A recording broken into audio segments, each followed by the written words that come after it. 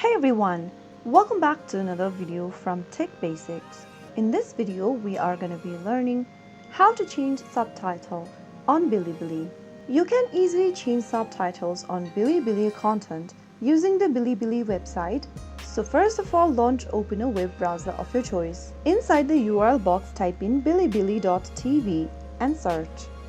You will now get to the main official website for BiliBili, from where you will need to log into your existing account. Once you are logged in, find the video you want to watch with subtitles. Select one of the content you would like to play and click on it. Once you start loading up the content, from the video preview options, go ahead and find the CC tab, and once you mouse over to that, you will be able to see the list of available subtitle languages in the pop-up.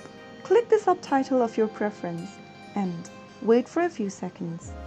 Soon after you do that, you will be able to see that you have successfully changed your subtitle to your preferred language. So that is how it's easily done. If you found the video to be helpful, go ahead and give us a thumbs up. Don't forget to subscribe to our channel by hitting the subscribe button. Press the bell icon so that you'll never miss another upcoming upload from us. I will be back again in the next video. Thank you for watching.